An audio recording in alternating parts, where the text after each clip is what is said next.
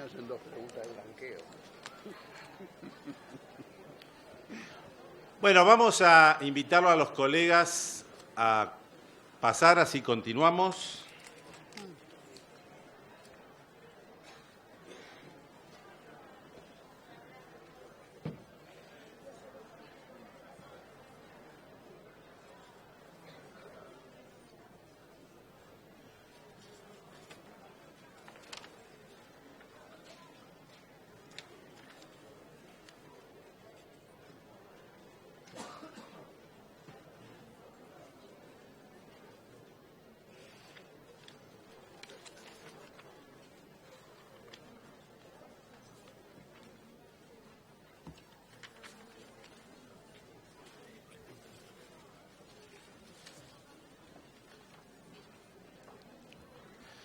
Bueno, muy bien. Vamos a iniciar la segunda parte. Y en el temario que teníamos preparado nos pareció interesante poder incursionar en el tema de la Ley de Acceso a la Información Pública y su aplicación en materia tributaria. Este es un tema que para todos los que están vinculados al tema tributario es importante conocerlo y, por lo tanto, me parece muy importante que nos adentremos en el mismo. Marina. Bueno, vamos a hablar de la Ley de Acceso a la Información Pública y la relación de este derecho de los ciudadanos a acceder a la información pública con el secreto fiscal y la Ley de Protección de Datos Personales. La Ley 27.275 tiene un objetivo que está marcado en la ley, que es garantizar el efectivo acceso a la información pública. Esto es para promover la participación de la ciudadanía y, además, otorgar transparencia a la gestión pública. En la ley también se establecen los principios que van a regir el acceso a la información pública. Estos principios, el primero y principal es la presunción de publicidad de la información pública. También van a guiar la interpretación de las normas, la transparencia y la máxima divulgación, el informalismo en las peticiones, el máximo acceso, la apertura, la disociación. Por disociación tiene que entenderse que cuando hay información que es pública y otra que no, se debe disociar esa información y el organismo público debe dar aquella información que es susceptible de concederse. No hay que discriminar en quien lo pide o porque lo pide. La gratuidad, no se puede cobrar ninguna tasa por brindar esta información. Va a haber controles, responsabilidad por incumplimiento. Las excepciones que están en el artículo 8º de la ley, que después las vamos a ver, son de carácter restrictivo y deben interpretarse de manera restrictiva, y siempre que haya una duda va a ser en pos de quien pide la información. También van a regir esta ley el principio de facilitación y el de buena fe. El derecho de acceso a la información es un derecho amplio. También está definido en la ley. Se puede buscar, acceder, solicitar, copiar, reproducir. Se puede hacer una utilización vasta de esta información que se solicite y que el organismo público que sea la conceda. Se define también qué es información pública, y es todos los tipos de datos contenidos en documentos, cualquiera sea el formato de esos documentos, que generen, transformen o controlen los sujetos del artículo 7º. Se define también qué se entiende por documento, y es todo tipo de registro generado producido, custodiado también por los sujetos del artículo 7º. ¿Quiénes son los sujetos del artículo 7º? Y son todos los organismos de la Administración Pública Nacional, abarca también al Poder Legislativo y sus dependencias, al Poder Judicial y sus dependencias, Ministerio Público Fiscal, consejos de la magistratura, etcétera, empresas del Estado, y también abarca a organizaciones empresariales, sindicales, privadas incluso, pero que pueden tener y reciban fondos públicos. El acceso a la información en estos últimos casos siempre va a estar referida a los fondos públicos, no a la parte privada de estas organizaciones. Los sujetos legitimados para pedirla son todas las personas jurídicas, públicas y privadas y las personas humanas. Y vamos a las excepciones. Son varias las excepciones, pero como les dije, van a ser interpretadas de manera restrictiva. La primera está referida a la clasificada como reservada o confidencial por razones de defensa o política exterior. Después, la información que pudiera poner en peligro el correcto funcionamiento del sistema financiero o bancario, los secretos industriales, comerciales, financieros, la información que comprometa derechos o intereses legítimos de un tercero obtenida en carácter confidencial, la información de la UIF, la información elaborada por sujetos obligados dedicados a regular o supervisar instituciones financieras, la información elaborada por asesores jurídicos o abogados de la Administración que pudiera revelar una estrategia a seguirse, la información protegida por el secreto profesional, información que contenga datos personales que no puedan brindarse en función de la Ley de Protección de Datos Personales, la información que pueda ocasionar un peligro a la vida o seguridad de una persona y la información de carácter judicial cuya divulgación estuviera vedada por leyes o compromisos contraídos por la República Argentina a nivel internacional. También están excluidas la información obtenida en investigaciones realizadas por sujetos obligados que tuviera carácter de reservada y cuya divulgación pudiera frustrar el éxito de una divulgación, y la información correspondiente a una sociedad anónima sujeta al régimen de oferta pública. La enumeración es larga. Hay varios secretos que están tratados específicamente. No está tratado, como vemos, como excepción específica el secreto fiscal. Después lo vamos a ver cómo entendimos nosotros y cómo interpretamos desde el fisco esta omisión expresa del secreto fiscal en el artículo 8º de la ley. A los fines de aplicar... ¿estoy siempre en el mismo? No, ahí está. Para regular este acceso a la información pública se crea una agencia. Esta agencia es una entidad autárquica que está en la órbita del Poder Ejecutivo Nacional. La autoridad es la autoridad de aplicación a nivel Administración Pública Nacional y fue creada en la órbita de Jefatura de Gabinete, depende de Jefatura de Gabinete. También se crea un Consejo Federal de Transparencia, esto en virtud de que, como dijimos, estaban también obligados por esta ley otros poderes, que no es el Poder Ejecutivo, tenemos el Legislativo, el Judicial, Consejo de la Magistratura, todos estos Ministerio Público. Entonces, este Consejo va a reunir a todos los organismos y a todos los demás poderes, va a sesionar de manera permanente y va a también controlar la aplicación de esta ley. Se establece un procedimiento para acceder a la información pública, se solicita la información ante el sujeto obligado a tenerla. El sujeto obligado, el que posee la documentación, la remite a la agencia o a la autoridad de aplicación, al responsable de acceso, que debe entregarla en 15 días, que es prorrogable por otros 15 días.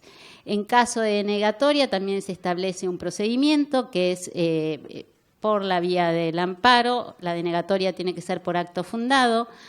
Es recurrible directamente ante primera instancia contenciosa administrativa y el reclamo lo debe hacer dentro de los 40 días de notificada la denegatoria. El trámite, como dijimos, es del amparo. Esto es rápidamente lo que es la Ley de Acceso a la Información Pública.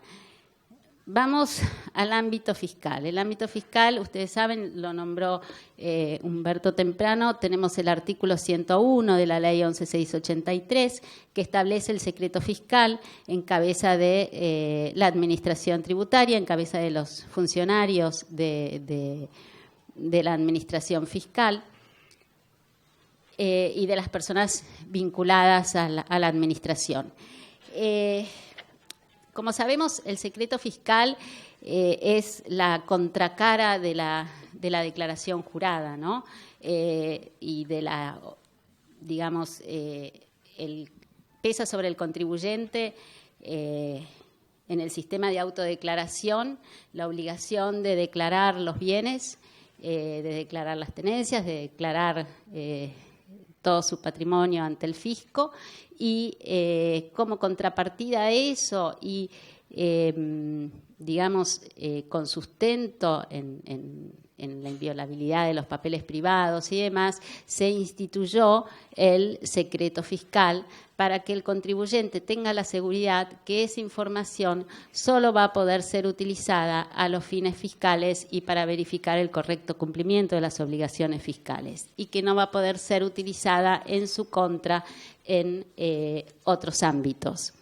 Si bien se puede decir que el secreto fiscal sufrió muchas modificaciones y fue interpretado con mayor o menor amplitud hace varios años, que se viene sosteniendo una interpretación restrictiva del secreto fiscal sobre quiénes tienen derecho a acceder a la información amparada por el secreto fiscal. Tal es así que cuando se dice que la información es secreta y solo puede darse a los jueces cuando hay una causa penal abierta o en los casos de familia y demás, nosotros entendimos que, por ejemplo, los fiscales en una investigación preliminar no pueden acceder a la información amparada por el secreto. También tuvimos en su momento una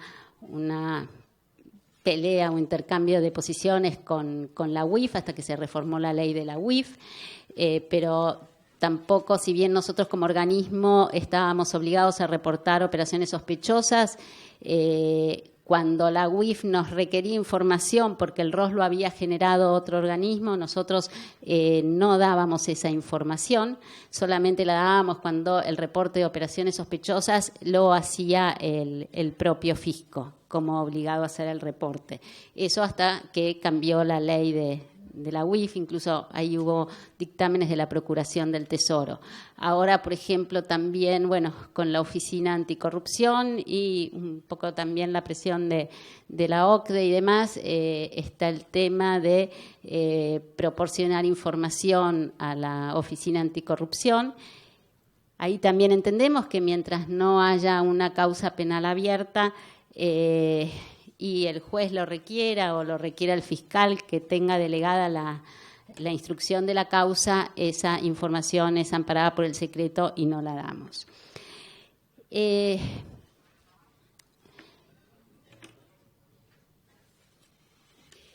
También tenemos que manejarnos con la Ley de Protección de Datos Personales. Esta Ley de Protección de Datos Personales hace que algunos datos de las personas no puedan, digamos, transferirse a otras sin el consentimiento de las personas involucradas y Entonces, en la medida de cómo compatibilizamos el secreto fiscal, los datos personales, con el acceso a la información pública. Son normas, todas ellas que tienen, digamos, un punto en contacto que es información de ciudadanos, de contribuyentes, y por otro lado se quiere ver qué hace el fisco, como esa información la tiene el fisco, la tiene la administración, si es información por manejarla la administración, es información pública y puede ser entregada. Digamos, ahí tenemos que realizar una interpretación de las normas de manera tal que, bueno, dice siempre la Corte, las normas se armonicen, no se deroguen unas con otras y se respete la voluntad del legislador. En tal sentido, nosotros entendemos que la Ley de Acceso a la Información Pública, aun cuando no haya previsto expresamente digamos, como excepción la información amparada por el secreto fiscal, entendemos que el secreto fiscal queda incluido en la excepción prevista en el inciso D del artículo 8 cuando dice que está exceptuada la información que comprometa a los derechos o intereses legítimos de un tercero obtenida en carácter confidencial. O sea, nosotros desde el fisco, cuando se establecen regímenes de información o cuando se presentan las declaraciones juradas y demás, se hace bajo un paraguas de confidencialidad, que es el artículo 101, y están comprometidos realmente el derecho a la privacidad y a la inviolabilidad de los papeles privados, tal como surge de la Constitución Nacional. Con lo cual, nosotros entendemos que claramente no habría una, digamos, una razón para considerar que el secreto fiscal no esté dentro de las excepciones. Nosotros seguimos manteniendo ese criterio y por ahora no tuvimos cuestionamientos. ¿Qué pasa con aquella información que no está amparada por el organismo fiscal y que lo detente el organismo fiscal? Bueno, en este caso esa información es de acceso público y siempre que no lo impida la Ley de Protección de Datos Personales. Hay información incluso de personas como domicilio, quit, demás que nosotros consideramos que no está amparada por el secreto, o quizás información relativa que detenta el organismo, vinculada con seguridad social y demás, que no está amparada por el secreto fiscal, y bueno, va a poder ser de acceso público en la medida ahí que la Ley de Protección de Datos Personales nos permita brindarla. Con el tema de la Ley de Protección de Datos Personales, no hay que olvidarse que en ese caso, cuando lo requieren cuando la información es requerida entre organismos públicos, no se exige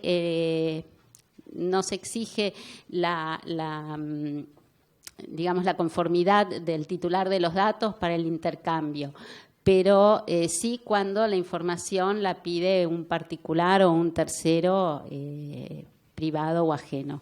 Hay muchos pedidos de acceso a la información pública, tanto por legisladores o personas privadas que quieren interesarse cómo se están manejando los fondos públicos.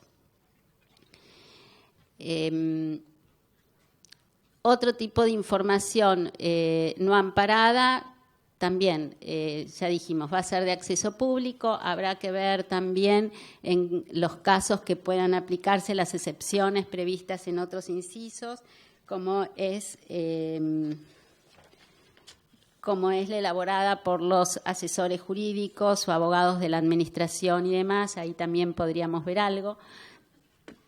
Pero bueno, la realidad es que el principio de la ley y que nos marca la Ley de Acceso a la Información Pública es el acceso lo más amplio posible, las excepciones de carácter restrictivo, Pero yo creo que aún así, y con esa interpretación, el secreto fiscal, que es una importante herramienta como que da confianza al contribuyente para cumplir voluntariamente con sus obligaciones tributarias, sigue en pie y no fue...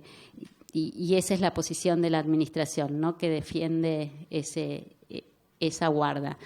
No obstante, creo que hay situaciones que están cambiando con el tema de la transparencia.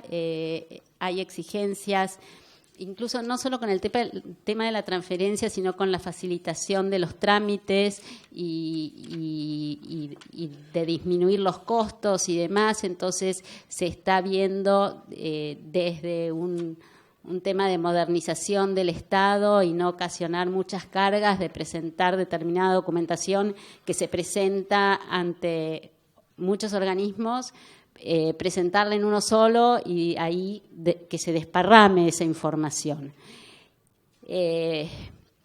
Precisamente gracias a los avances tecnológicos que tiene la AFIP como una gran base de datos, vienen a la AFIP a decir, bueno, ustedes tienen esta información, la recogen y de ahí la podemos repartir, así el contribuyente no presenta digamos, la misma información en varios lados. Ahí nosotros tenemos que explicar que no podemos hacer eso, porque para nosotros pesa, digamos, la obligación de secreto, y si incumplimos el secreto hay una responsabilidad penal sobre los funcionarios. Sin embargo, bueno, se están buscando algunas salidas, interpretando un viejo fallo de corte que dice que cuando hay conformidad del sujeto en brindar la información, entonces esa información se va a poder dar.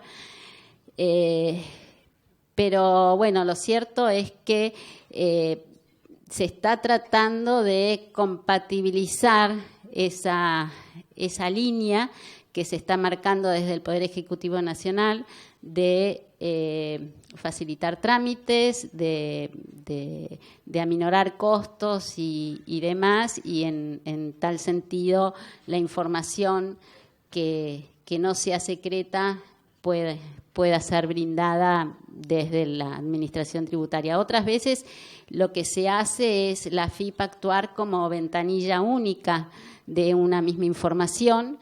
Por ejemplo, no sé, nosotros tenemos información que para nosotros es secreta, pero si la recibe otro organismo, para ese otro organismo no es secreta. Si nosotros la damos, el secreto va a seguir a la información. A ver si me explico. Por ejemplo, los balances.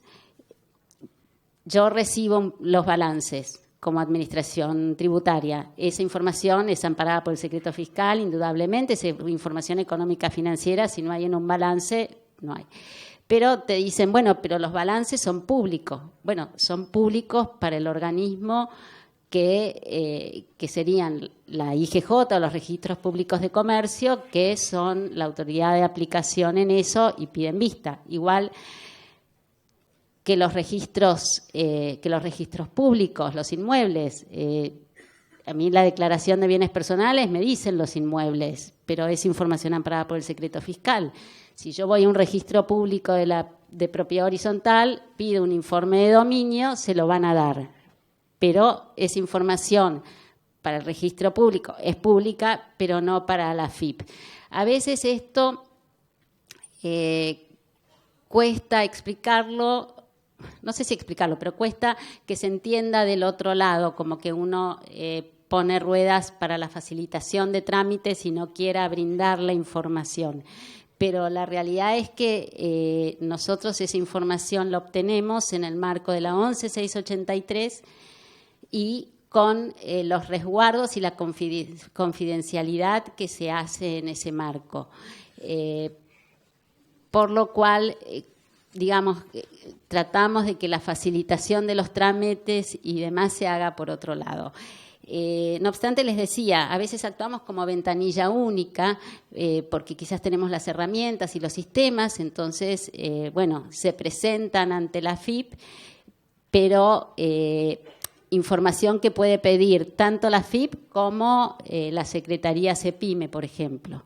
Entonces, esa información que yo recibo para mí es secreta, para mi fisco es secreta y para la CEPIME no lo es. Y yo lo único que hago desde el fisco es recibir esa información para la otra secretaría y para el otro órgano, pero no es información fiscal propiamente dicha. En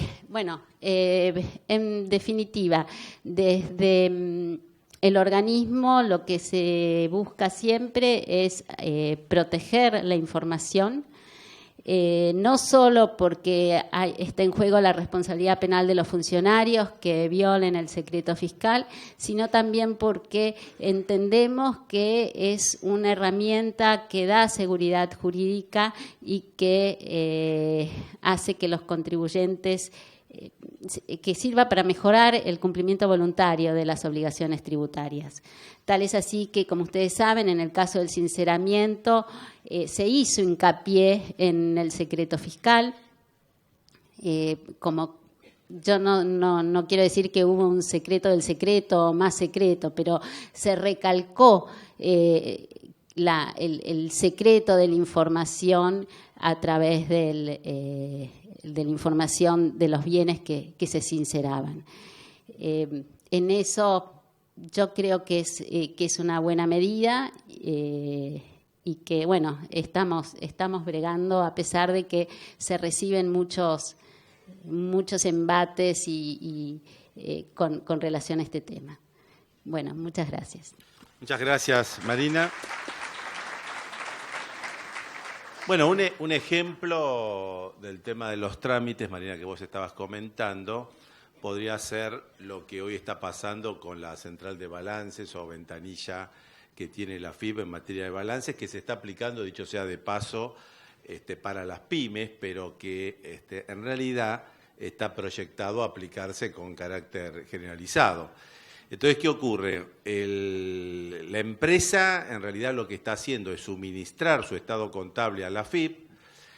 La FIP lo tiene en una plataforma informática y de esa plataforma informática acceden todo el sistema crediticio, o sea, todos los bancos. Con lo cual, la empresa no tiene que suministrar cada balance a cada uno de los bancos en los cuales va a solicitar un apoyo crediticio, sino que al revés. Por el convenio que existe, el banco o los bancos van a acceder a la información de esa plataforma informática de la FIP. Este sería un criterio, un caso concreto del materia de trámite, ¿no? Sí, claro. ese sería un caso concreto. Además, y es solo para la pyme porque realmente no podría crearse una central de balances única porque no se necesitaría una ley en todo caso, más cuando los registros públicos de comercio están descentralizados, cada provincia tiene su registro, pero sí, ese sería un ejemplo y en el que tuvimos que trabajar duro porque era difícil de explicar esta dualidad de que por un lado es información pública, pero para la FIP es secreta, ¿no? Visto desde el lado de afuera, desde los costos y demás, y desde la facilitación. Aparte, yo creo que se hace todo un boom, porque si es el balance que se presentó en la FIP, es posta. No sé. Eso también, porque por ahí incluso nos decían, no, pero si es el de la CEPIME, si la CEPIME da esa información, quizás el banco no quiere quiere el de la FIP. Y como si se garantizara más o si hay un fantasma que se puedan presentar distintos balances, uno ante la FIP y otro ante los organismos, dando distintos resultados, ¿no? Los balances, o sea, el que se presenta en la FIP para pagar menos impuestos que dé menos y el para lograr un crédito bancario otro tipo de balance. Entonces, bueno, nadie puede pensar en semejante cosa, ¿no? Ahora, yo quería hacerte una pregunta quizás para este tema poder, quizás para todos los colegas, poder conceptualizar un poco mejor el tema del acceso a la información pública y su relación con la materia tributaria. Y quería poner 3 ejemplos para ver si esto puede funcionar o no en la práctica. Que sería, primero, que el propio contribuyente pida la información, no un tercero. El propio contribuyente pida la información, con lo cual acá no tendríamos el problema del secreto fiscal, ¿no? Pero yo me imagino, por ejemplo, 3 temas. Un tema que el contribuyente se presenta ante la agencia que le corresponda y en base a esta ley de acceso a la información pública le pide al fisco si ha iniciado alguna denuncia penal contra él. ¿Y esto por qué razón? Porque desde que se inicia la denuncia penal hasta el momento que el contribuyente toma conocimiento y pasa un rato, ¿no? Entonces, el contribuyente puede tener interés, determinadas razones. Por ejemplo, el caso que estábamos hablando hoy, del régimen puente. Porque si en el régimen puente hay una denuncia presentada, él no se puede presentar. Ahora, ¿cómo sabe el contribuyente que hay una denuncia presentada? La única forma que sabe es cuando procesalmente, el proceso penal, a él lo llama el juez. Pero desde el momento de la denuncia hasta el momento que lo llama, realmente pasa un tiempo largo y hasta puede ocurrir que el contribuyente se presente en el plan, no se entere que hay una denuncia, pero la había. Entonces, puede ser una razón por la cual el contribuyente le dice, mire, fisco, yo lo que quisiera saber si usted inició una denuncia penal contra la empresa. El segundo ejemplo que podríamos plantear es el caso de sumarios. Los sumarios por infracciones formales, por infracciones materiales. El contribuyente se entera del sumario cuando le notifican la instrucción del sumario. Mientras está en preparación, no lo sabe. Entonces, puede recurrir a la ley esta para solicitarle al fisco que se está realizando un sumario. Y me parece que el tercero serían las investigaciones preliminares, las que son, digamos, previa a la fiscalización. Si el contribuyente es fiscalizado, se entera porque tiene una OI que se le notifica. Pero si hay una investigación preliminar, ahí no hay OI y no se entera. Entonces, ¿se puede enterar el fisco de esto? Estos serían algunos ejemplos quizás para darle más, para que nos quede a nosotros más claro acerca de hasta dónde puede ser una herramienta utilizada por el contribuyente. Con relación a la información del propio contribuyente y que la pide el propio contribuyente, ya tuvimos casos con la Ley de Protección de Datos Personales y la posibilidad que también recuerden ustedes que la Ley de Protección de Datos Personales prevé el habeas data, que es una acción judicial para que la persona puede pedir para ver qué información se tiene en un banco de datos sobre la persona misma y en función de esa contestación que se hace, pedir la rectificación o demás de esa información, ¿no? En las bases de datos. Nosotros, en esos casos, y dado que el secreto fiscal es bastante estricto, porque el secreto fiscal rige y que esto es el temperamento que atenuó un fallo de corte en un juicio, digamos, ¿no? En un tema de prueba, rige aún en contra del interesado, esa información no la dábamos. Sin embargo, siempre pensamos, o al menos yo tengo la idea de que es la vía correcta, por ejemplo, si está el contribuyente, por ejemplo, en la base APOC, y él considera que no debe estar en la base APOC, yo creo que el habeas data es el camino correcto para decir, bueno, díganme por qué estoy en la base APOC y pedir la rectificación en el caso que el fisco esté equivocado. Creo que pasa lo mismo en el caso de, o podría, si bien estos sistemas nuevos de clasificación, de CIPER y demás que se hacían referencia también, bueno, hay recursos y y vías como para saber por qué se lo clasificó de determinada manera. Bueno, también está la vía para rectificar esa clasificación, y residualmente podría también recurrirse a esta información. Yo lo que es después, por ejemplo, acciones concretas de investigación para saber si a mí me están investigando o demás, yo no creo que esta sea la Ley de Acceso a la Información Pública la vía adecuada. Me parece que esto es más a información que esté en documentos o en datos, pero no a análisis que se estén llevando a cabo. Es muy reciente la ley, no lo sabemos. Sin embargo, antes estaba el decreto 1172 de 2011, creo que es. Sí.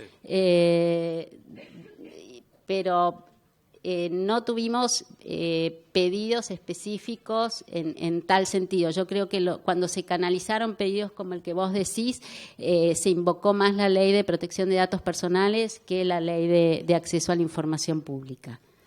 Muy bien, gracias, Marina. Bueno, vamos a pasar ahora con el tema de aspectos relevantes en materia de intercambio internacional de información fiscal. Esto, bueno, ya ha empezado en el 2017, así que pasó el blanqueo. Acá César nos obsequia con un dibujo que además está todo preparado, porque a esta altura, cuando la gente está cansada y demás, busca algún argumento para que la gente se pueda sonreír y distraerse un poco. Quizás lo primero que tendríamos que explicar es por qué el dibujo y qué le pasó en la nariz a Pinocho, ¿no? Claro. Ustedes deben recordar que Pinocho era mentiroso. Y cuando mentía, se le agrandaba la nariz. Bueno, este es un Pinocho argentino que mentía mucho al fisco. No es contador, por supuesto, ¿no? No. Mentía mucho al fisco y entró en el sinceramiento fiscal. Fíjense que se le quiebra la nariz. No entró de ganas, no entró con mucha voluntad. ¿Por qué entró? Entró básicamente porque no tenía salida. Entró por lo que entra en vigencia, valga esta redundancia, los intercambios de información fiscal. O sea, como prácticamente todos los que entraron al sinceramiento fiscal no entraron con cara de feliz cumpleaños, porque tiene que ver también con lo que estábamos hablando, la exposición, el secreto, la posibilidad de que mucha gente conozca lo que uno tenía escondido, y de alguna manera el entrar al sinceramiento fiscal para los contribuyentes fue traumático, para los contadores fue un PRODE. Pero la realidad es esta, ahora tenemos un Pinocho con la nariz chica. Ese es el motivo para el cual quería relacionar a Pinocho con el sinceramiento fiscal. Recordemos un poco, porque es importante tener la claridad de los tipos de asistencia en los intercambios. El tradicional a requerimiento, el automático que en minutos entra en vigencia, el espontáneo, que me sorprendí, hay jurisdicciones que sin que nadie le pida entrega información, las fiscalizaciones simultáneas, que es el paso que se viene en cuanto a los acuerdos que se están haciendo, y las fiscalizaciones en el extranjero también, que esto es un paso ya de poco tiempo en adelante. El intercambio a requerimiento es el más estricto. Normalmente las legislaciones internas pueden impedir el funcionamiento. Los obstáculos más frecuentes han sido los secretos, comercial, industrial y financiero. Esto es lo que está vigente hace muchos años y tienen una serie de requisitos, como que la información tiene que ser verosímilmente pertinente, hay que agotar toda la fuente de información interna, hay que identificar al contribuyente, que este es un dato relevante, el motivo por el cual se pide la información, qué impuestos, periodos y en qué institución financiera está la información solicitada. Y este tipo de intercambio, el tradicional, es un intercambio que prohíbe la excursión de pesca. Esto Esto es, muchos contribuyentes no le tenían miedo a este tipo de intercambios, salvo algunos que tenían algún conflicto con ex socio, ex empleado, ex cónyuge, que tenían la información, tenían en qué institución financiera, identificaban al contribuyente y a partir de ahí sí esto entraba en vigencia. Pero si uno tenía una vida pacífica, no iba a tener problema. Según datos de la FIP, hay 4.321 contribuyentes que tenían inconsistencia en sus declaraciones juradas del 2011 al 2015 y que han recibido información espontánea de estos países que sin pedirlo le han dado información al fisco y con esa información el fisco pudo detectar inconsistencias. El intercambio automático es el que entra en vigencia a partir de septiembre. La Argentina está dentro de los que entran en vigencia temprana, en el 2017, a partir de septiembre. La Argentina ya tiene preparada toda la información para entregar a el resto de los países que entran en vigencia y algunos otros entran en vigencia en el 2018. Es posible que algunos de los del 2018 no hayan hecho todos los deberes, la unificación de sistemas, la modificación de legislaciones internas que impiden el funcionamiento de este tipo de intercambio automático y es posible que alguna de estas jurisdicciones lleguen recién en el 2019. Hoy la FIP apunta al intercambio automático, que es un intercambio de información financiera, esto es importante, es información financiera, y a los intercambios de información administrativa y patrimonial que tiene con Brasil, con Chile, con Estados Unidos en breve, con Suiza y con Uruguay. Es decir, este tipo de intercambios va más allá de lo financiero, esto es importante tenerlo presente. ¿Cómo es este intercambio automático? El intercambio que entra en vigencia inmediatamente es un intercambio estándar.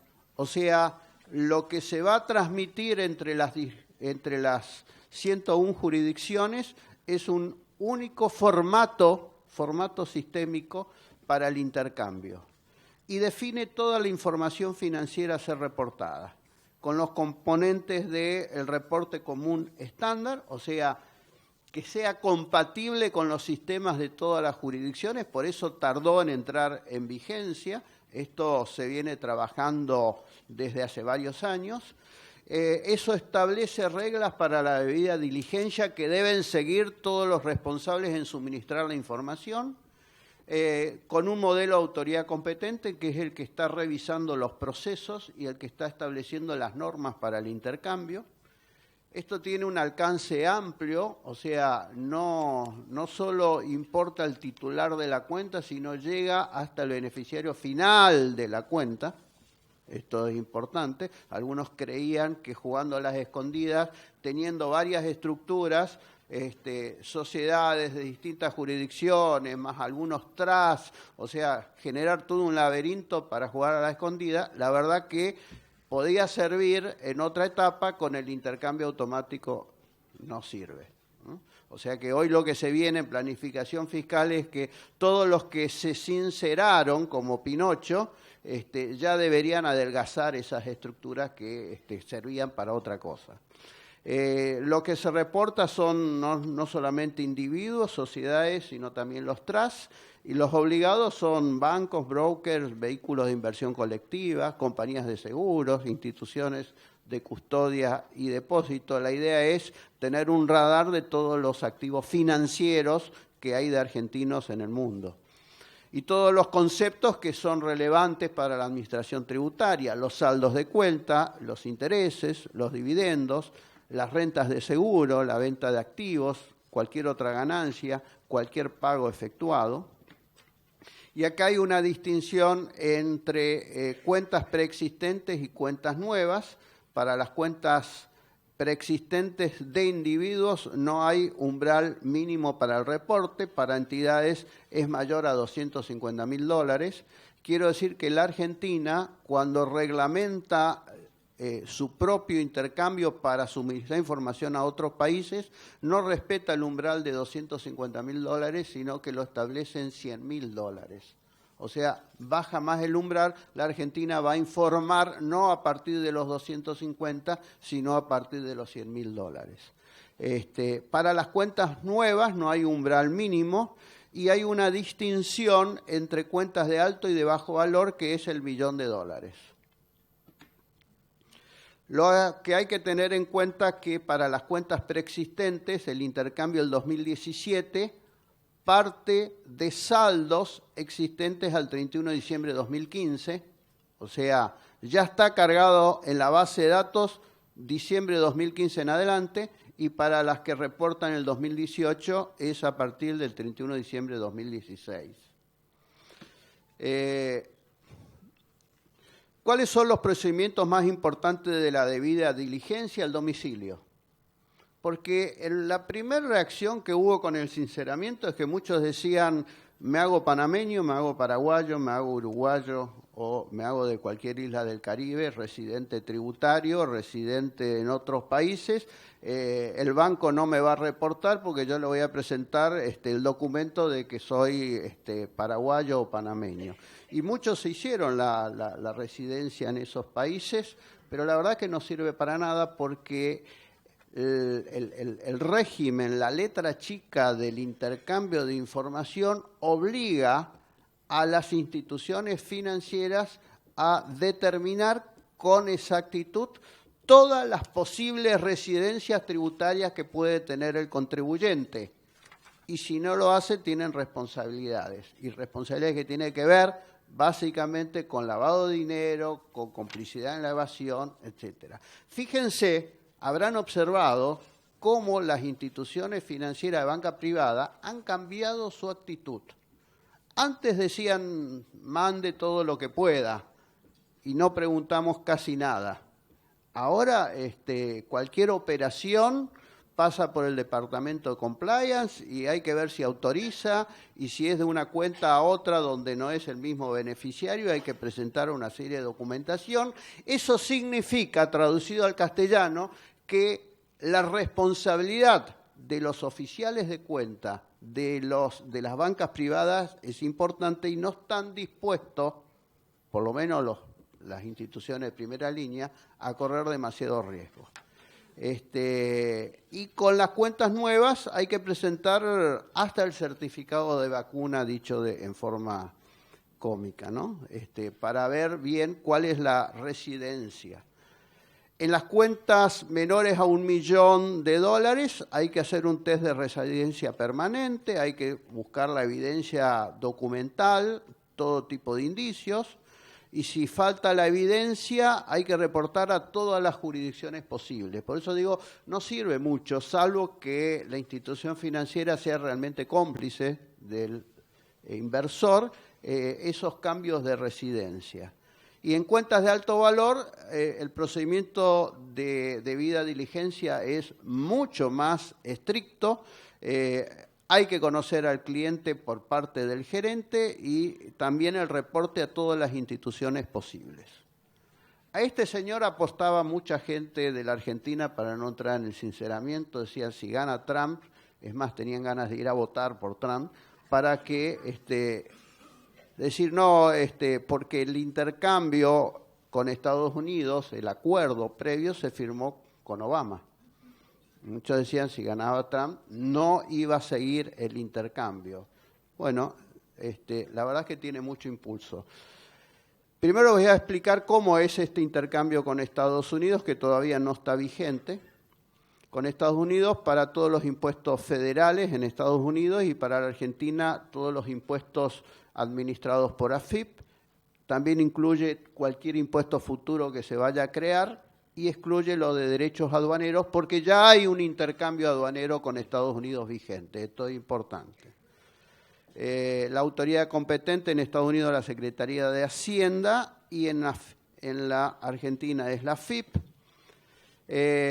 El intercambio que está acordado es a requerimiento, o sea, con todos los requisitos que habíamos visto antes. Hay que identificar a la persona, detalle la información solicitada, periodo fiscal, motivo, el nombre del ente en caso que se conozca, declaración que la solicitud se ajusta a derecho y a prácticas administrativas, declaración que se ha agotado todos los medios internos disponibles. Este es el típico requerimiento, que es el primer paso del intercambio con Estados Unidos. Pero también está previsto en el acuerdo firmado, está previsto que ambos países determinarán la información que se va a intercambiar en forma automática. O sea, algunos decían, no va a haber intercambio automático con Estados Unidos, sí va a haber. Y también se prevé intercambio espontáneo, que cualquiera de los dos países podrán transmitir espontáneamente, sin que le pida, información previsiblemente pertinente. Este es un dato muy importante que hace a lo que hablaba Marina y hace a lo que Estados Unidos exige, la confidencialidad. Estados Unidos considera que no entró en el acuerdo OCDE de los 101 países, porque ustedes van a ver que no está Estados Unidos, porque Estados Unidos tiene su propio sistema que se llama FATCA. Y la motivación que dice Estados Unidos por el cual no entró en OCDE y tiene su propio tipo de intercambio que es FATCA, que también lo está haciendo recíproco. Hoy hay más de 60 países que reciben información de Estados Unidos, al ser recíproco, es la confidencialidad. Estados Unidos dice, no tenía confianza en alguno de los 101 países qué tratamiento va a dar a esta información tan sensible. Entonces, le voy dando información recíproca a los países que me asegura la confidencialidad. Es el requisito ineludible. ¿Cuáles son las personas, las entidades y las autoridades y las jurisdicciones que van a tener esa información? ¿Y cuáles son las excepciones? La administración tributaria, los tribunales competentes y el consentimiento del país que facilitó la información. En este tipo de acuerdos se prevé la fiscalización en el extranjero, es decir, que en algún momento, si Marina se hace fiscalizadora, va a poder ir a Estados Unidos a trabajar, no a pasear, no a tomar sol, y se permite la entrevista a individuos, el examen de los registros que hay en Estados Unidos, ¿no?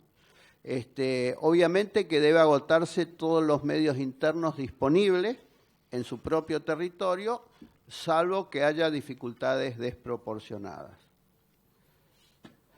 Se prevé también la asistencia mutua, el intercambio de conocimientos técnicos, los nuevos procedimientos de auditoría fiscal y la identificación y estudio de nuevas áreas de incumplimiento. Esto también va a fortalecer la administración tributaria argentina, creo.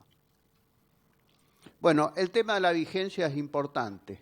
¿Cuándo va a entrar en vigor? Un mes después de la fecha que Estados Unidos reciba la notificación escrita de la Argentina que ha completado su trámite interno. Todavía eso no se hizo, eso creo que se va a hacer en poco tiempito, en poco tiempo. Y va a entrar en vigor un mes después. ¿Qué es lo que está pasando con este estado de avance con el acuerdo de Estados Unidos?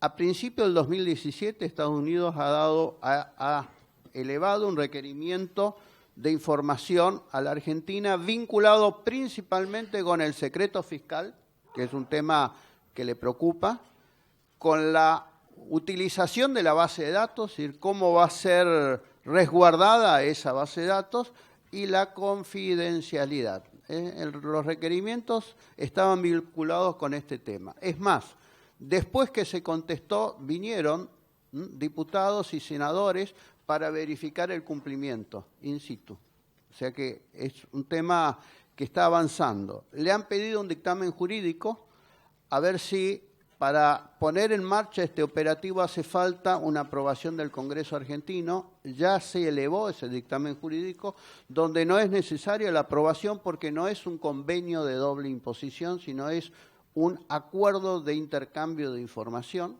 ese dictamen jurídico ya, está para la aprobación del Departamento del Tesoro americano, que es inminente, con lo cual, una vez que se dé eso, la Argentina va a hacer los trámites correspondientes, la vigencia inminente, y luego va a hacerse la firma del acuerdo operativo para el intercambio automático y el resto de los demás aspectos.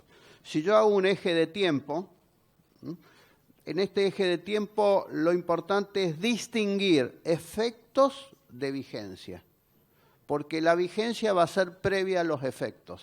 Y esto es un dato muy significativo. El acuerdo fue firmado el 23 de diciembre del 2016. Acá, a partir de ahí, supongo distintas fechas.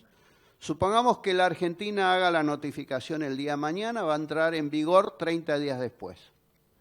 O sea que cualquier notificación que haga la Argentina antes de diciembre va a entrar en vigor en diciembre. Pero ¿cuándo va a tener efecto?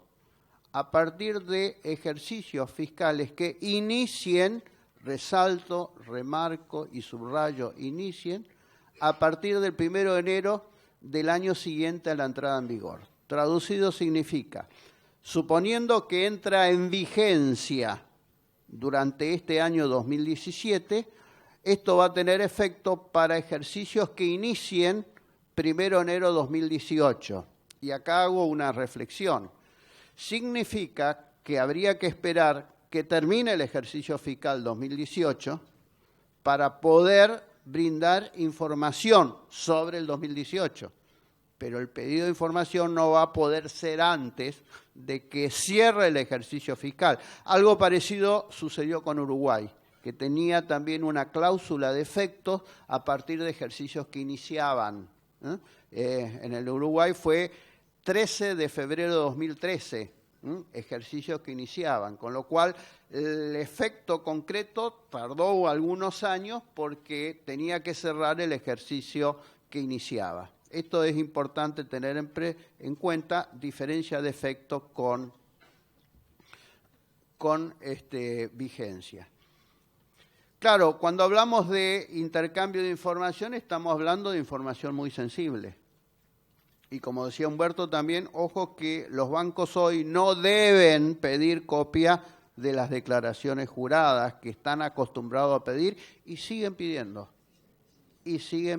Hay una resolución que fue citada por Humberto que básicamente prohíbe que las instituciones financieras pidan copia de las declaraciones juradas para sacar una tarjeta de crédito, para pedir un crédito, etcétera. Hay que buscar caminos alternativos para que el banco tenga información, porque si no, lo primero que va a decir es no te doy el crédito. Bueno, una manifestación de bienes, puede ser de bienes sobre los activos en la Argentina, y si eso es suficiente me pueden dar el crédito, pero copia de la declaración jurada, estoy autovulnerando el secreto fiscal, porque yo tengo la confianza en que el fisco respeta el derecho fiscal, el secreto fiscal. Pero después cuando yo entrego la copia de la declaración jurada a una entidad financiera, los oficiales de cuenta bancario no tienen ningún tipo de respeto por eso, no están obligados. Entonces, esto puede salir por todos lados. El tema muy importante es la adecuada protección en la confidencialidad, en el derecho a la intimidad, que son datos personalísimos. Imagínense que periodistas tengan acceso a este tipo de información. Exactitud de los datos registrados, porque pueden ser que no estén bien procesados. En los países sin adecuada división de poderes es una misión imposible garantizar todo esto. Para terminar, siempre con alguna imagen para distraernos, acá hubo una puja entre transparencia y privacidad. En los primeros rounds, la privacidad le ganaba a la transparencia. Le ganaba, tal es así que había secreto bancario, secreto financiero. En Suiza, por ejemplo, era mayor delito violar el secreto financiero que la evasión.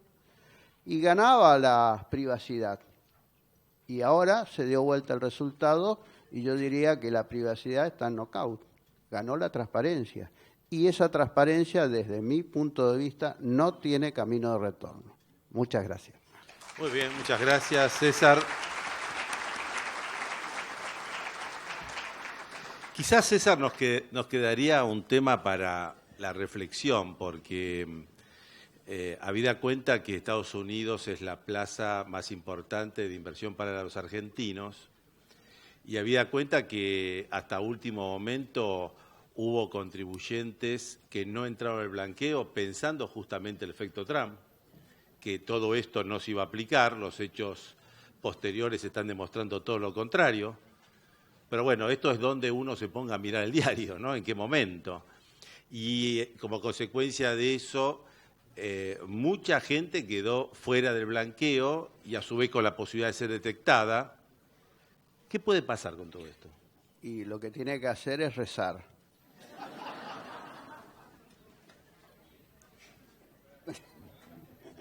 Y lo que puede pasar es que lo que seguramente va a pasar es que cuando la AFIP empieza a recibir información de los países que a partir de septiembre les va a dar tipo excursión de pesca de todos los saldos de cuentas en las instituciones financieras, y a partir del 2018 y a partir de que esté vigente el acuerdo con Estados Unidos y que tenga efecto el acuerdo con Estados Unidos, yo creo que tiene que tomar ansiolítico y rezar. No tengo una explicación técnica. Sí, salvo que uno recen, pero para otra cosa, que es para que haya una reapertura del blanqueo, ¿no? Cosa que podría eventualmente existir, justamente por la masa que ha quedado afuera, ¿no? Pero bueno, ya es futurismo todo esto. Eso, ¿no? Es futurismo, la verdad. Muy bien, vamos al último tema y después pasamos a las preguntas. El último tema, como siempre, lo reservamos a la reseña de jurisprudencia. Hay alguna jurisprudencia, como el primer caso que vamos a compartir, que viene de la Cámara de Apelaciones en lo contencioso administrativo, el caso Escobar, que es un tema que tiene cierta reiteración y que quizás nos obliga a pensar algunas cosas que están pasando. Este es el tema de un sumario, de una multa por omisión que se aplica a un contribuyente como consecuencia de una declaración jurada que él no había presentado, una actividad de fiscalización que tiene la FIP le hace ajustes. Como consecuencia de esto, entonces el contribuyente presenta la declaración jurada, que en ese momento era original, pero es temporánea, y entonces el fisco le aplica una multa por omisión. Inclusive se lo aplica fuera del marco que tiene la propia FIP, que es la instrucción, esto que hemos dicho varias veces, la instrucción 6 del 2007, donde esta instrucción tiene un efecto, siempre lo insistimos con esto, un efecto muy importante, que es recalcar, que es aclarar para todo el mundo, funcionarios y para contribuyentes, cuál es el momento de comisión de ilícito que estamos hablando. Y si el contribuyente no presentó la declaración jurada original, a pesar que lo haga fuera de término, pero que lo haga previo a un requerimiento que sería la determinación de oficio con el corrimiento de la vista, no queda consumada la multa y la multa no se puede aplicar. Esto es lo que establece la instrucción 6 del 2007. A pesar de esto, en este caso concreto, iban unos cuantos, se le aplicó la multa, el contribuyente recurrió y la Cámara sigue insistiendo con lo mismo, que no se puede aplicar la multa, y hasta la Cámara reitera, como que le llama la atención, que la FIP puede aplicar un sumario así cuando hay una instrucción que dice lo contrario. Estas son las cosas realmente difíciles de entender. Bueno, otro tema que también viene de la Cámara de Apelaciones en la causa Anchustegui, en un tema donde acá se plantea la competencia del Tribunal Fiscal, un caso donde el contribuyente presentó la declaración jurada, determinó el impuesto, computó pagos a cuenta, y cuando la FIP después controla esos pagos a cuenta que el contribuyente computó en la declaración jurada, la AFIP detecta que algunos pagos a cuenta son inexistentes. Entonces, como son inexistentes, le manda una nota y le dice que tales pagos a cuenta no son procedentes y, por lo tanto, por esa parte le exige el ingreso del impuesto correspondiente. El contribuyente apela ante el Tribunal Fiscal y ahí viene el planteo de competencia. ¿Es competente el Tribunal Fiscal para entender en una nota que ha presentado la AFIP impugnando los pagos a cuenta? Bueno, y acá la Cámara confirma el criterio en el sentido que no tiene la competencia porque no es una determinación tributaria. Esto lo hemos dicho varias veces. En lo que es la determinación tributaria hay dos partes, que es la determinación y la liquidación. La determinación es la base imponible por la alícuota del impuesto. En cambio, la liquidación es el cómputo de los pagos a cuenta. Y si lo que se está afectando son los pagos a cuenta, esto no es una determinación, no abre la competencia del Tribunal Fiscal y es por esta misma razón que el fisco no hace una determinación de oficio, sino la intimación administrativa en forma directa. En el caso Cubero, se plantea también en la Cámara de Apelaciones un viejo tema que tiene una nueva reexpresión, que es uno de los casos de asimetrías fuertes que tenemos en materia tributaria, que es la distinción de las tasas de interés. La tasa de interés cuando el contribuyente es deudor, de las tasas de interés cuando el contribuyente es acreedor en los casos de repetición. Entonces acá lo que ha hecho en este caso el contribuyente es plantear esta asimetría. Pero el primer planteamiento lo hace en base a que como consecuencia del nuevo Código Civil y Comercial, el artículo 767, este artículo del nuevo Código tiene preeminencia sobre la ley tributaria.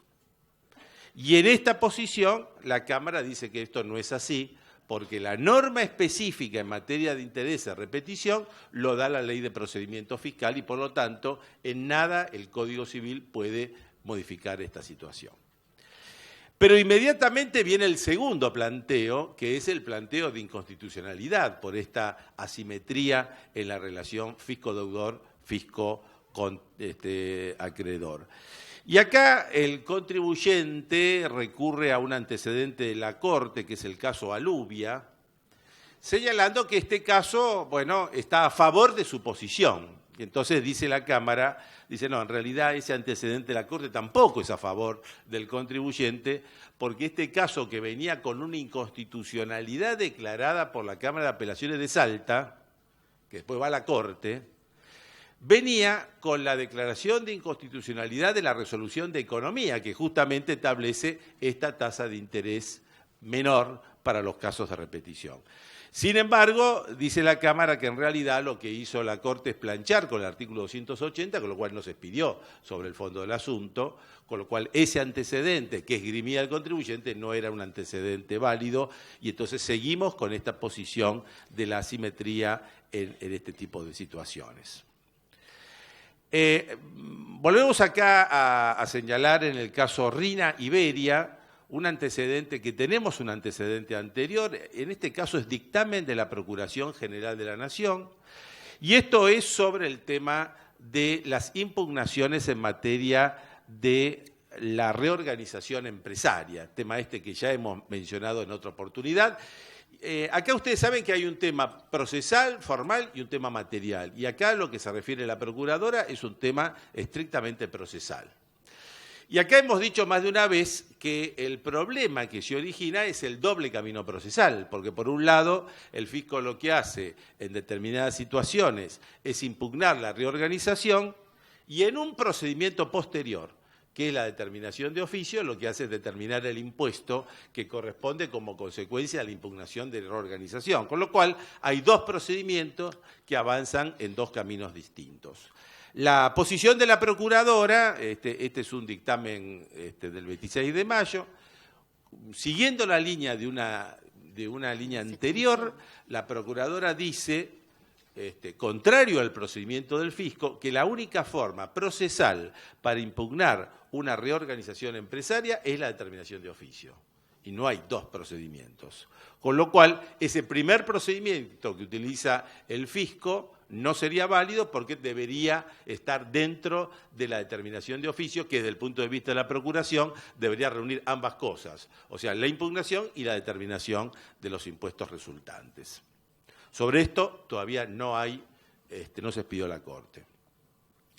Hay un caso después, City Clear, interesante, porque acá hay un planteo respecto de los actos administrativos que decretan la caducidad del plan de facilidades de pago. Como ustedes saben, en todo este tema hubo una larga discusión sobre la competencia o no del Tribunal Fiscal, discusión que, diríamos, continúa, pero acá hay un planteo distinto.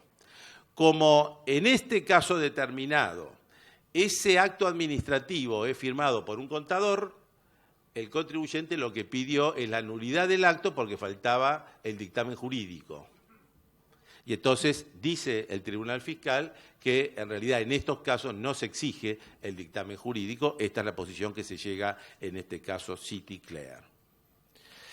Y acá vamos a asistir a un caso que está con siglas, un caso de casación penal, donde se confirma una sentencia condenatoria a un contador, por haber accedido a un sistema informático AFIP mediante clave fiscal. En este caso concreto parecería que el contador tuvo alguna finalización enojosa con su cliente, buscó la forma de perjudicarlo, y la forma de perjudicarlo fue generar declaraciones juradas impositivas con montos exagerados que colocó a su cliente en una difícil situación financiera. El cliente le hace la denuncia penal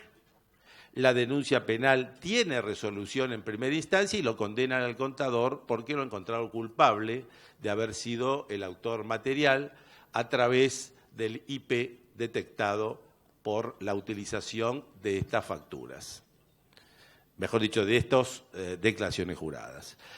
El contribuyente, o sea, el contador en este caso se defiende, recurre a casación penal y lo hace basado en que en realidad no estaba probado que él había sido el autor, y para esto empieza con todo el problema de IP, que es un problema bastante complicadito, para llegar a hacer la imputación penal que él fue el autor material de haber presentado esas declaraciones juradas. En casación penal, última instancia en materia penal, confirman el criterio y por lo tanto se confirmó la sentencia condenatoria a este contador. No es el único caso que se está ventilando esto en materia judicial. Bueno, otro tema que me parece que es importante por la aplicación práctica que tiene es la situación, en este caso resuelto por la Cámara Federal, también por la Sala 1, de aquellos que revestían como monotributistas, que como consecuencia de determinadas situaciones quedan excluidos del monotributo y quedan excluidos con efecto retroactivo.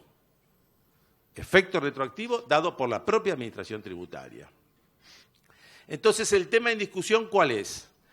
Desde el momento cero, o sea, desde el momento del efecto retroactivo que salió del monotributo y que volvió al régimen general, hasta el momento en que se dicta este acto, el contribuyente pretende computarse los créditos fiscales de IVA. Cuando en realidad las facturas de los proveedores obviamente no tenían el IVA discriminado. Y acá la Cámara Federal le da la razón al contribuyente. Le dice, si el propio fisco es el que dijo que pasó a ser responsable del régimen general con efecto retroactivo, no puede invalidar el cómputo del crédito fiscal, a pesar de que no cumplió el requisito legal de la discriminación porque era monotributista. Un antecedente realmente importante de la Cámara de Apelaciones. Otro caso importante, el caso Terumo, esto viene del Tribunal Fiscal. la situación del agente de retención, un agente de retención que no actuó como agente de retención, o sea, incumplimientos, después se retracta, determina el impuesto, lo ingresa, y una vez que lo ingresa, inicia la acción de repetición. Entonces, el tema que se discuta es si este tenía una legitimación activa para poder iniciar una acción de repetición, porque es agente de retención. Y entonces, la posición que toma el Tribunal Fiscal es que sí, que tiene razón, que tiene legitimación activa, por un hecho, porque si bien era agente de retención, el impuesto lo ingresó con fondos propios, no con fondos de agente de retención. Entonces, por esa razón, estaba legitimado para repetir. Yo diría que en otros casos jurisprudenciales donde siempre para esto se exige que el agente, que el contribuyente que repita sea el verdadero contribuyente, el de derecho, no el agente de retención, la jurisprudencia ha validado la posición de repetición del agente de retención en la medida que tenga la autorización del contribuyente. Obviamente no es el caso que se ha discutido acá.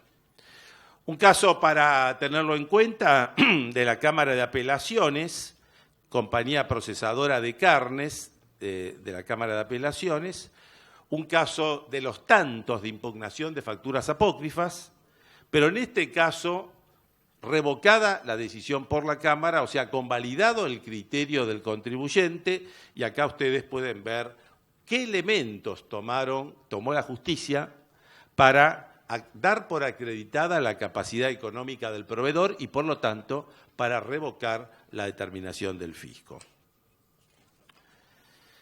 El caso de Cámara Argentina de Farmacias, también de la Cámara Federal, un caso que tiene algunas vicisitudes en la jurisprudencia, esto es, exenciones de impuesto a las ganancias. La Cámara Argentina de Farmacias, Cámara Empresaria, cuya actividad era la gestión de cobro de facturas por parte de los asociados. Esta actividad para la AFIP fue suficiente para hacer perder la exención y este criterio fue confirmado por la Cámara, quien llegó a la conclusión de que no procedía en ese caso la exención impositiva. El caso Sushi Club es un caso muy interesante de evasión de aportes y contribuciones en un grupo económico, porque resulta que a los efectos de las denuncias penales en materia de la ley penal tributaria y en materia de los delitos previsionales, tenemos unos pisos de punibilidad que hay que cumplirlo para poder hacer la denuncia. Y en estos casos no se alcanzaba esos pisos. Pero tomando en cuenta que el delito fue cometido por varias empresas de un conjunto económico, la posición que llega acá el juez en lo penal económico es que en los casos de grupo económico hay que tomar todas las empresas y sumar todos los pisos.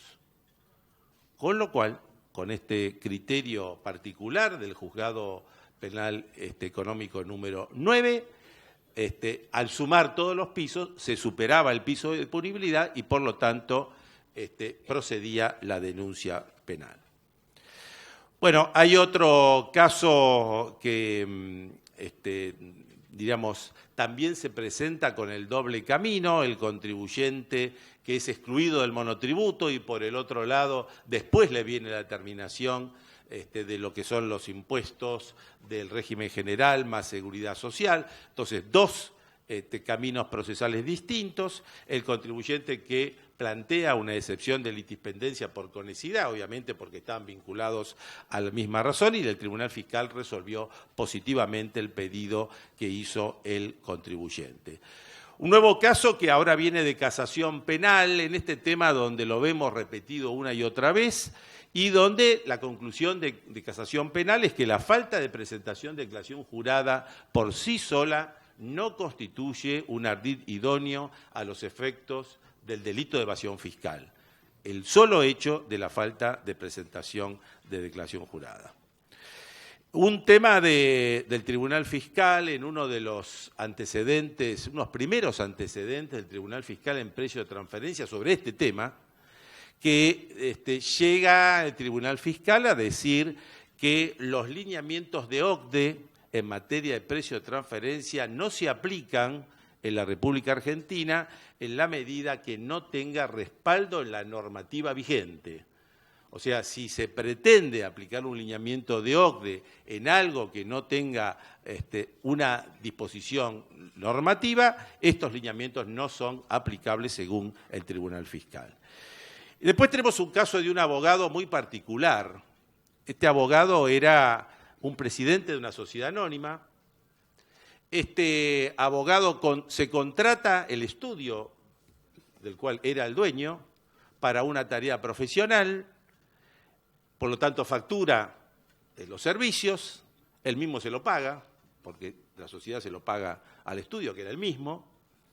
Pero cuando después la dirección va a verificar esto, se da cuenta que aparece en la declaración jurada del abogado, que para esto son muy creativos, se da cuenta que en la declaración jurada aparece un monto exento, le pregunta a qué se debe el monto exento, y el abogado le dice, bueno, ese monto exento corresponde a una tarea profesional que por no darse los elementos de fuente no están alcanzados por el impuesto.